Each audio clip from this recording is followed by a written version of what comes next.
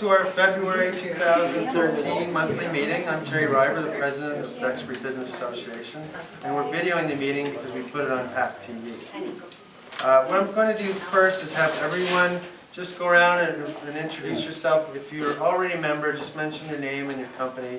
If you're a new member, give us a few sentences about your business, and if you're a guest, we probably want to know more about you as well. So we'll start with Georgia. I'm Georgia Cosgrove. I'm the development director at Duxbury Bay Maritime School. Just a quick shout out. I sent out to the whole DBA email list our corporate sponsorship opportunities for opening the Bay. We need sponsors. We are actually looking for some major sponsors this year because we've lost some of our due to company sales, etc. So if you know anybody who'd really like to get their name out there in this community, we'll bend over backwards to give them visibility. So I may send out just a resend of the same thing I already sent for corporate sponsors. The opportunities range from $1,000 up to $5,000. I mean $100 up to $5,000. So just and we also need volunteers. Thanks.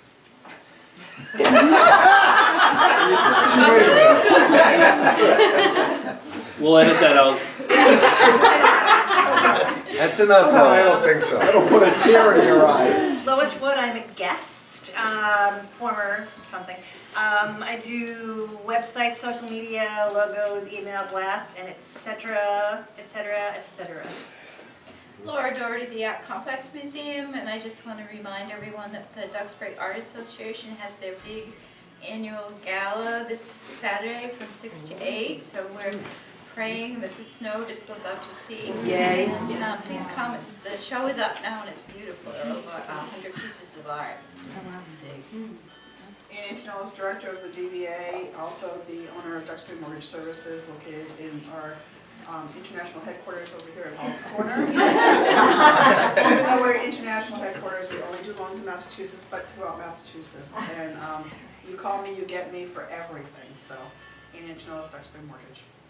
Larry Norris, Quality Home Inspection. Doug Friesen, Duxboro Designs, designing renovations and houses since 1984.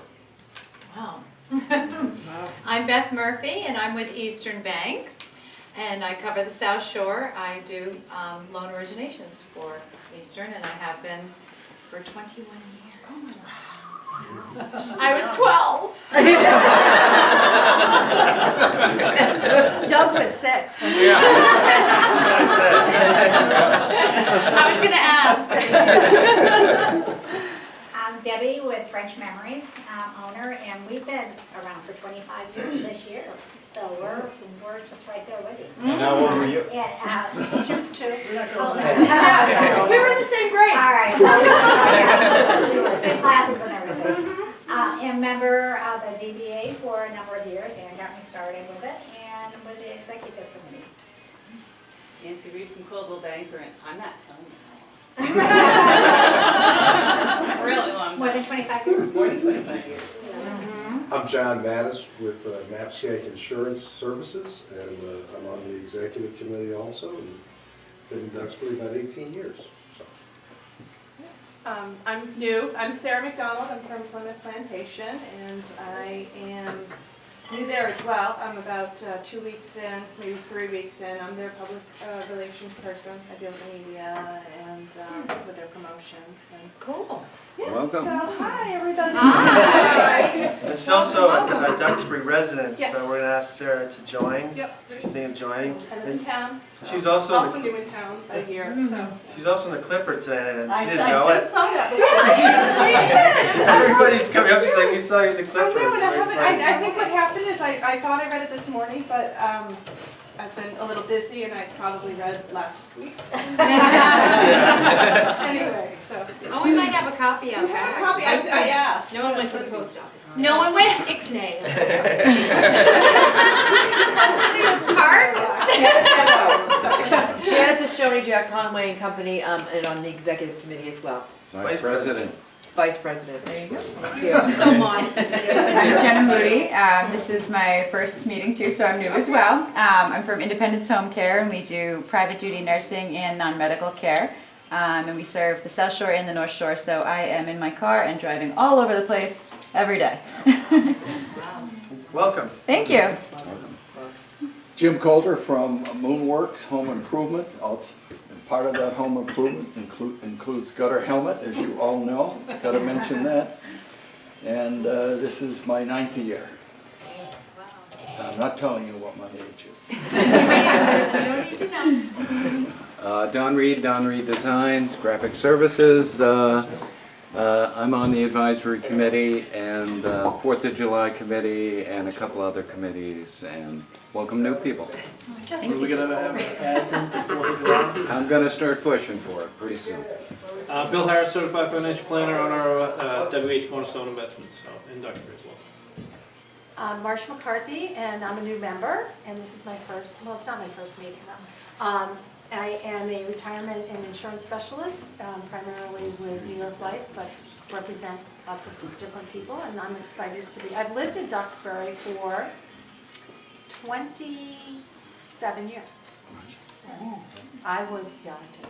Right out of high school. Yeah, Born right. in Duxbury. No. I'm Sharon Cronin, I'm the manager here of Eastern Bank, and as luck would have it, I was in the same 7th grade class. And the recruiter from Eastern Bank came and they said, we need some young talent, so and I said, where are your gals? Anyway, I love hearing that there's new members here, and when my boss asked me, Sharon, how can we get new people into Eastern Bank? I say, open the bar. So that's what He's a wise man. Put cocktails in the subject line. It works. There you go. everywhere. Yeah. My name's Keith Flett. I'm a guest. I guess I'm the guest speaker tonight. I live in Duxbury. I have a company called Open Ocean Trading, and we do forward contracts between fishing vessels and buyers of seafood. And you'll hear a lot more about what we do in a few minutes. Oh, hi, I'm Jim Tanny. I'm an estate planning attorney with a law office next door, right behind Coldwell Banker. We do all sorts of estate planning, tax work. You're looking sharp. Oh, thank you. Well, before we get started with Keith, we just have 2 quick announcements. John, do you want to talk about the upcoming forum that we're having? Sure, I'll come up there. I'd like to say thank you to Sharon and Eastern Bank for Oh, yes, hosting. thanks to Sharon. Thank you.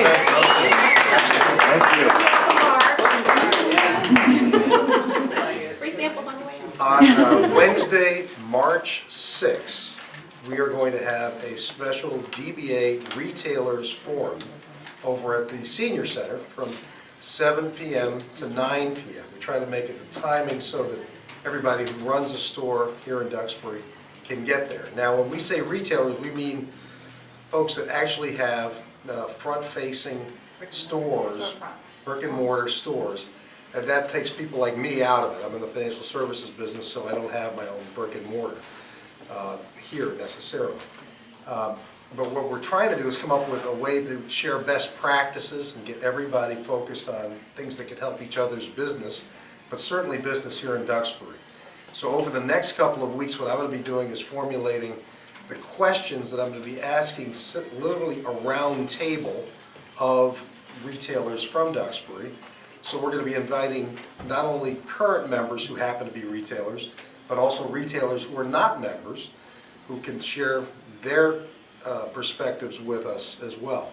So spread the word to members and non-members. Again, it's Wednesday, March 6th at the Duxbury Senior Center from 7 to 9 p.m. And we'll be, courtesy of Donnie, we'll be sending out flyers and invitations to folks as well. What was the date again? Wednesday, March 6th. Okay. That's all right. Yeah. I think it was the 30th, and I just. No, you were in the meeting. I'm still confused. Let's reschedule. You know what, we need to get, I know. we have to have a meeting. I know. Yeah. We need to do more of that. The bowling and also the Facebook thing's coming up. When's bowling? The bowling, are we going to do the bowling? I don't think we found anybody to organize it. No, Okay. You canceled it, right? You Okay. emailed- Oh yeah, blame me. You were very nice. Yeah. Respond to the chamber and let them know that we weren't able to do it. That's right, we'll do it next year. Because nobody that could go. The people that were organizing it couldn't go, It was so a bad therefore night. it didn't happen. Yeah. And he was trying to let them know, that was good. That's what you were going to say. Next year. Oh. I noticed that. Just quickly, we're going to have our Facebook 101 for business on Saturday, March 16th at the Montessori. We've already got 6 people signed up, and we only have 20 spots, which is pretty good. And I know Laura has done a press release, and she's going to be sending it out, so we fully expect it to work out. Did you tell me 15 people have already been interested to? No, 6 have already signed up. But other people may be interested? There's other people who are interested instead of going to go. We just haven't got. Can you sign up today? Pardon me? Are we allowed to sign up tonight? Yeah, you can go to the website. There's you just go and there's the Okay, online. the link. Yeah, to pay online. It's easy, I did it. You did it? I did Wow. it.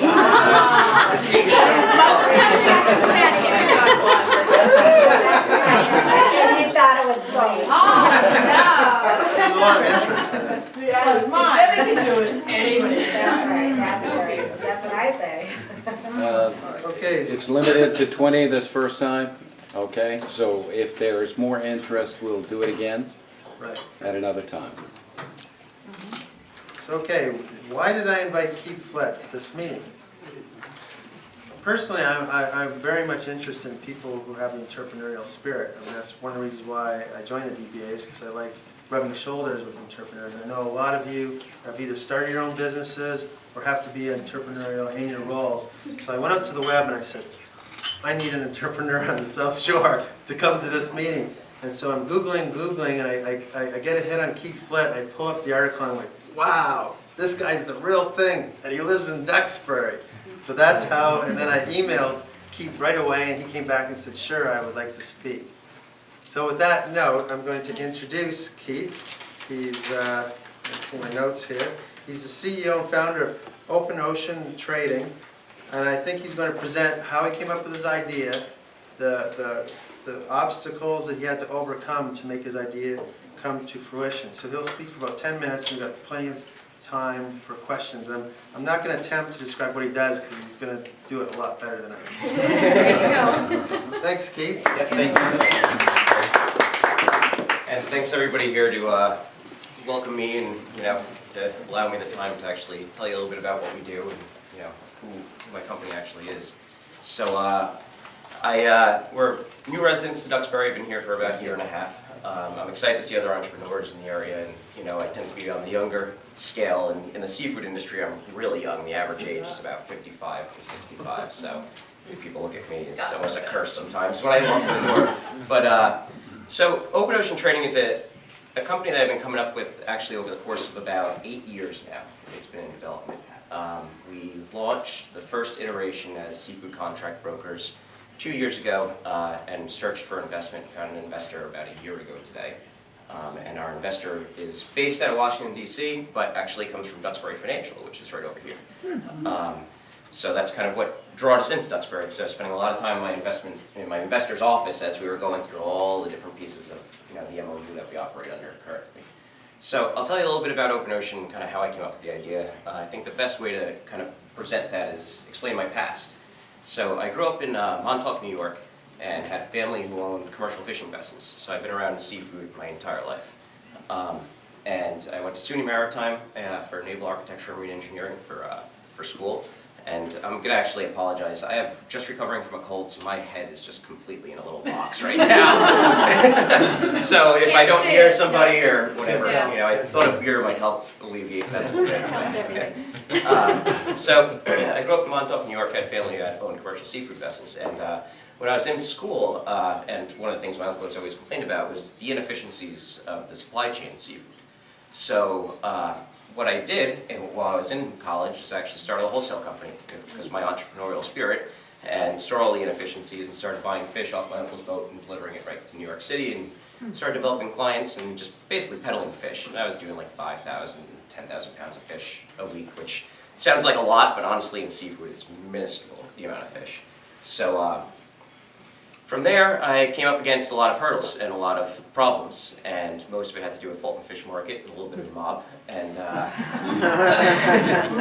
and they ended up putting me out of business by cutting off my supply. So essentially, they called up all the fishing boats in Montauk and said, and this is probably going to go on air somewhere, so maybe we'll get down. So they ended up calling all the fishing boats in Montauk and told them, if you keep selling to this kid who's peddling fish, we're going to stop buying all the fish. And I'm dealing 10,000 pounds, and in Montauk it's about 100,000 pounds that they land in a week plus. So, 10,000 pounds I'm getting an extra buck on doesn't really matter.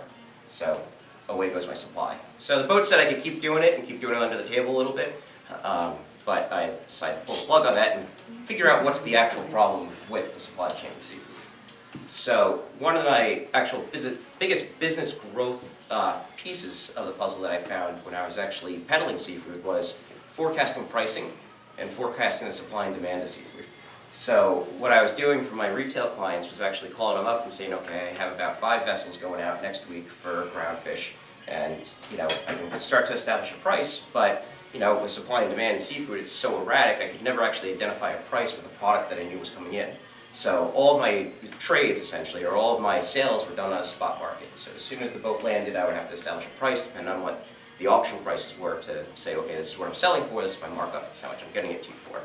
So when I started forecasting, actually, supply and demand, and when I started telling them that I have boats coming in, my business actually started growing exponentially, which is why Fulton Fish Market kind of pulled the plug on us, because what we were doing is getting around the current market, around all the current market dynamics, and starting to say, we have product coming in, I would like to sell it to you now, but I can't establish a price.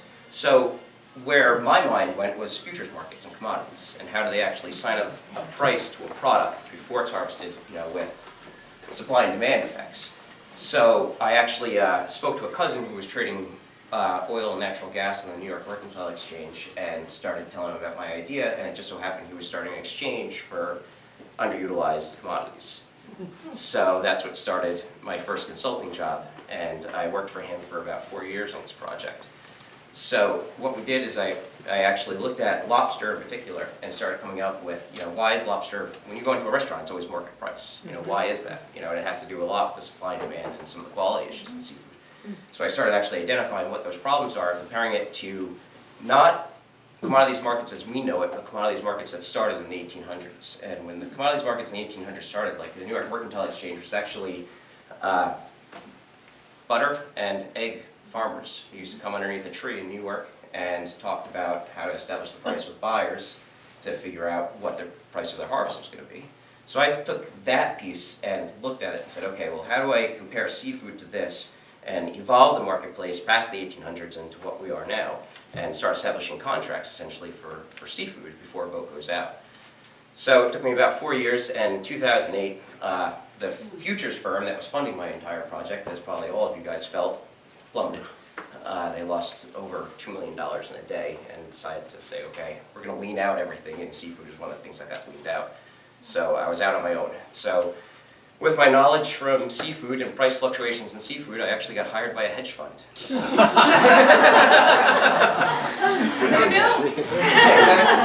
So my family uprooted down to Boca Raton, Florida, which we didn't like at all, and I started working for a hedge fund, and I actually got recruited by a commodity trading advisor and started building price algorithms and risk management algorithms for their trading program that they were doing. So I did that and kind of started comparing it to seafood.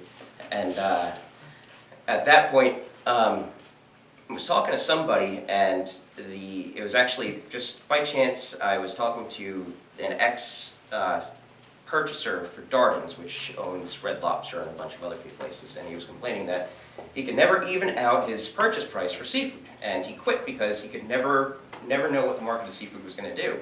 So from there I said, okay, I got to get back into business and start doing this again. The demand is still there. Yeah. So that's when I launched Seafood Contract Brokers and started coming together with the actual contract, which took a lot of money in legal fees and mostly navigating our fine line that we walk between a regulated commodities exchange, which we're not, and a forward contract marketplace, which we are.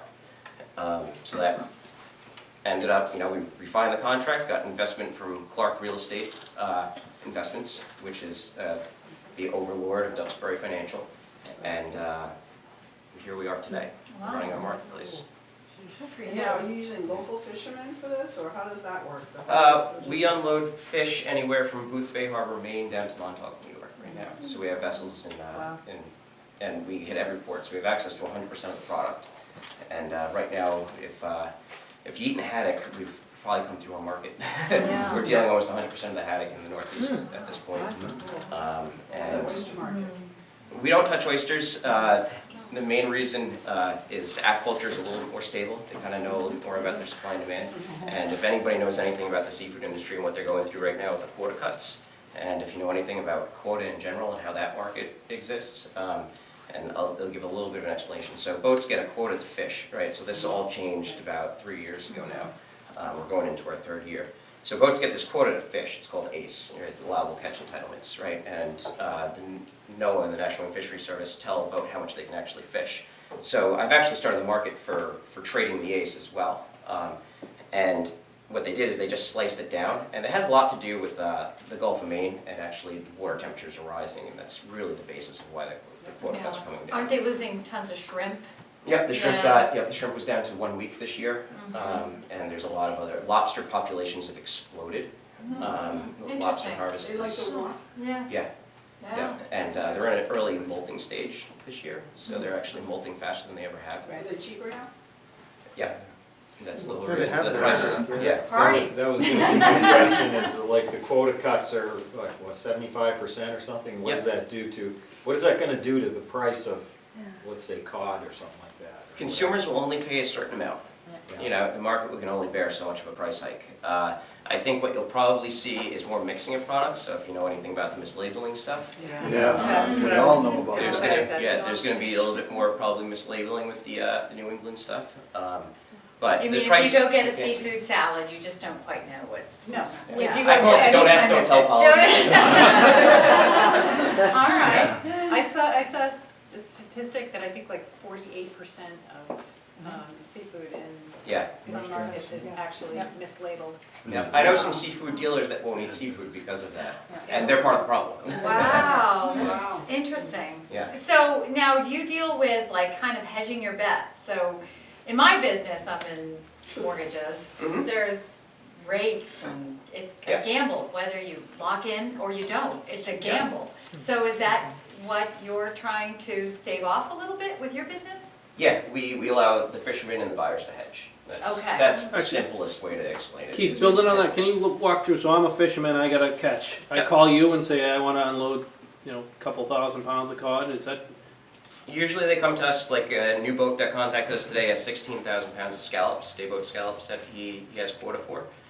So he calls us and says, what kind of prices can you do? And, you know, what kind of price can I have for my fish to make sure that they don't hit the bottoms of the market? Typical bid ask at that. In other words, he's got the scallops, he's got them, he's ready to unload them? He has the quota catch them. He has the quota, and he's locking in a price ahead of time. Before he goes out. Before he sends out. He So he has knows a what he's business gonna plan. get. Okay. Yeah, and a big part about what we're doing with the ground fish is these guys don't have business plans because they don't know what the X vessel price is going to be. Next vessel is the price when they land.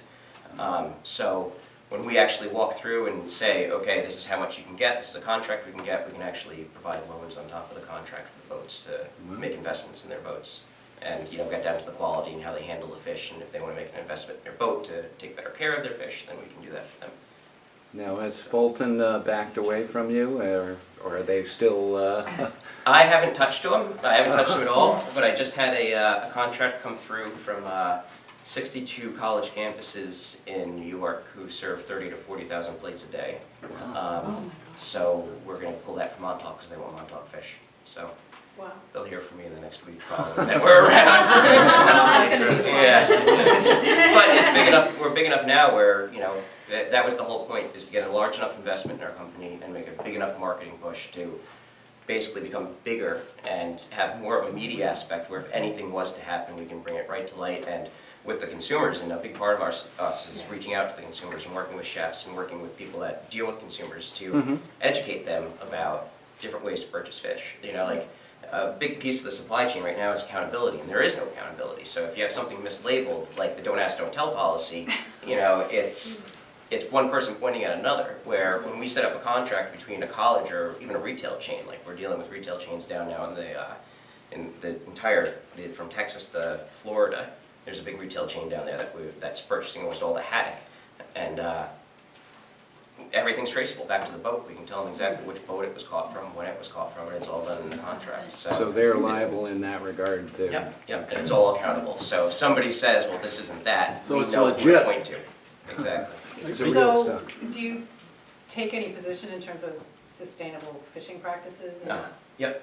Yeah, everything, if people aren't fishing illegally, everything's sustainable at this point, and one of the big ads that we're launching come hopefully by the middle of this month, but I think it's going to be more towards the end of this month, is about what sustainability means, and that when quota cuts come under, like that are happening in the Northeast, people are like, oh no, the fish must be going extinct and all these problems, but it's untrue. They have a rebuilding plan that the National Marine Fisheries Service is targeting, and they keep cutting the quotas to make sure that they can actually hit that rebuilding plan. Right. So these guys are getting tighter and tighter, and people are thinking that they're not fishing sustainably. It's like, no, we are. We're just on the rebuilding curve that we're trying to match. Right, like with the shrimp in Maine. Exactly. Yeah. Exactly. So we're trying to get out more to the public to educate them on those pieces. Right, because you see the big chronicle and they're like, oh, Exactly. and they kind of do that media, Yeah. frenzy. Exactly. Yeah, Exactly. we don't need that. With cod, it is real, I think that there's a population. They're in deep water. Yeah. Right now, they're in deep water. Yes. If you look at the landings, like haddock is another one that follows cod. The landings in Canada up this year are gigantic. They just went north. They just swim, like that's the biggest thing that So the fishermen literally try and tell in them. deep Fish water? have tails. Yeah. How many Yeah. employees do you have for your company? We're up to about 7 now. And are you Working with us. office in Duxbury? Our office is in Plymouth. In Plymouth, okay, Yep. cool. That's great. What percentage of the market is going through futures contracts at this point? Yeah, legally I'm not allowed to say futures. Sorry. What's the proper What's it term? called? Forward contracts, we Forward dealt, contracts. it all depends on what kind of contracts we have coming through when. Like Nantucket Bays, we have a contract right now, we're doing about 40% of the production in Nantucket Bays over there. Oh, okay. The fluke over in Nantucket, we're at 100%, we take all of that. Haddock right now, it's anywhere between 50 and 100%, depending on who lands when. Okay. Pollock and redfish are two species that you guys might not even know about, but hopefully if Red our lobster. marketing works well, everybody will, and start eating it. Red lobster's pollock, right? What's that? Red lobster serves pollock. They serve pollock, yeah, a lot of places serve pollock. It's not in here, that's down. Don't eat it. Everybody in here, yeah, it's like, you wanna talk about quality standards? Well, it takes over the flavor of whatever you put it on. Yeah, exactly, any whitefish, I forgot what the quote was, but one of the guys that I worked with explained whitefish the best way, and basically, butter in the oven, every whitefish is gonna taste exactly the same, especially Which is if why it's they fresh. get away It's really fresh, yeah. Yeah. Bait and switch. Yeah. So your northern boundary, you said, is Bar Harbor, Yeah, and it's how far beaten south do you go? Project. Montauk, okay, so you're not doing Delmarva or any... No, we're starting unloading and working on contracts right now in South Africa. They're adopting our model, and also in Aberdeen, Scotland. So that's our cool. reach is going far. So you're the only one doing this, or is there other people caught on now that you've been doing this for a while? If nobody talks about it in here, then It's mom. no, I'm just kidding. We're not that sophisticated here, are we? Yeah, pay no attention to the camera. Are you trading your contracts? What's that? Are you trading your contracts? We don't allow outside speculation. Right now, with a forward contract exchange, we can't allow novation, is what it's called, when you're going to offset your obligations in a contract. By law, we can't allow novation in our contracts. Plan on changing that in the future, or? Once we become regulated, and that's going to take about $5 million to get to that point, we will be a regulated exchange. Yeah, unless I get bought out sooner than that by somebody like New York. 5 million. In the ball. You're right. I think Lois Wood had a question. All hype aside, are any species truly in trouble to be out of here soon? Trouble to be out of here soon. Extinct, Elevated forever. Bluefin tuna. Bluefin tuna, it's all pretty regulated at this point. The environmental places that are out there, and ironically, we actually get grant money from them because they look at our model as a sustainable model. There's things that you should stay off. I think the bigger issue is finding out where it's illegally fished, like places like Indonesia, who are just completely just raping their oceans. that needs to be addressed. You know, so bluefin tuna, they can talk about, well, swordfish, no, populations are okay, and it's all being rebuilt. Again, if you look at the Monterey Bay Aquarium, which is that red list, if you go into Whole Foods, they have that whole red list in there. You know, some of it is dealing with sustainability issues with illegal fishing, and with the lack of traceability, it becomes an issue. But a lot of it is just them puffing up their own heads, unfortunately. And that's why people like the Environmental Defense Fund, who we work with, and a few others who, you know, are like, that there needs to be a little bit more downplay on, you know, what is sustainable and what are rebuilding projections, and looking at it a little bit deeper than a green and a red. Just as consumers, we need to know what to do, what not to do, et cetera. Yeah. Yeah. And we get a lot of. We eat a lot of fish, but you know what's right, Yeah. what's wrong. Well, it's hard to Fish know Watch where will it comes educate you. from. That's the main issue, is finding out where it comes from, and if you're eating that tuna, if it's sustainably harvested. Talk to me about farmed fish. Yeah. So into the question of are other people doing it, which kind of addresses this. There's two other companies doing something similar, but just in aquaculture. There's Fish Pool in Norway, who is doing a futures contract, and there's also Salmon X down in Chile, who's doing salmon under a futures contract. And when you get into farmed seafood, we're doing business with a natural shrimp company that does a very, very, very good job. Farmed seafood is the only way that, if you look at how much consumer demand is actually growing for seafood where we are, it's the only way you'll fill that gap. You know, there's too much fish in the ocean, or excuse me, there's not enough fish in the ocean to hit the consumer demand. So farmed fish is the only way. There's good ways of farming, there's bad ways of farming, and unfortunately a lot of it is from overseas, and a lot of it is not done properly.